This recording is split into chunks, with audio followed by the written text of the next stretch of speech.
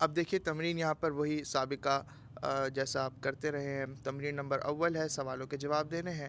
تمرین نمبر 2 ہے غلطی کی نشاندہی کرنی ہے. اور تمرین نمبر 3 جو کہ سب سے اہم ہوتی ہے ہمیشہ، وہ آپ نے یہاں پر دیکھنی ہے کہ مبتدا اور خبر الگ الگ کیجئے.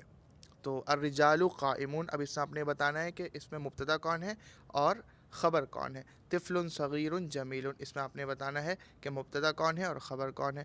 کل قرض صدقۃ، تو اس میں آپ نے بتانا ہے کہ مبتدا کون ہے اور خبر کون ہے. ایسے ہی با ہے درج ذیل جملوں میں غلطی کی نشاندہی فرمائی. اس میں جملے لکھے ہوئے آپ نے ان کی غلطی کی نشاندہی کرنی ہے. الکتب مفیدون، اب آپ نے یہ دیکھنا ہے کہ مبتدا کی کیا حالت ہے اور خبر کی کیا حالت ہے، کیا ان کے اندر مطابقت ہے. مطابقت ہے تو پھر تو یہ صحیح ہوں گے، اگر مطابقت نہیں ہے تو یہ غلط ہوں گے. الزیدانی شاعر، اب اس میں مطابقت دیکھنی ہے.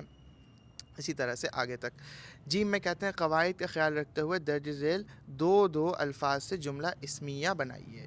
تو اب دیکھیں یہاں بحار، مالح، مالح کہتے ہیں نمکین کو، بحار کہتے ہیں سمندر کو. شمس آپ کو پتہ ہے طالع، الرجل صادقانی الارض.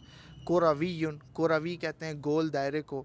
اور ہم آپ جانتے ہیں ضمیر ہے. معلم، اشجار جمع ہے شجر کی. مثمر پھلدار. المسلم مفلحون کامیاب لوگ. جیران کہتے ہیں پڑوسی کو. صالحان آپ جانتے ہیں. اسی طرح نیچے کہتے ہیں مضمون جملہ.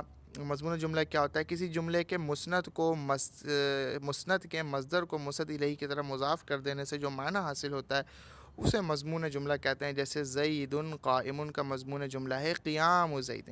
اگر مسند اس میں جامد ہو تو اس کا مصدر جعلی بنا کر اسے مسند الیہ کی طرف مضاف کر دیں. جیسے زید سراج کا مضمون جملہ ہوگا سراجیت زید.